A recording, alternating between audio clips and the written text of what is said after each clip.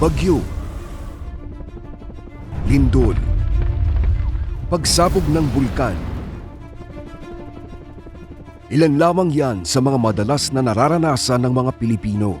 Mga sakunang malaki ang nagiging pinsala sa ating bahay, pamayanan at higit sa lahat sa ating buhay.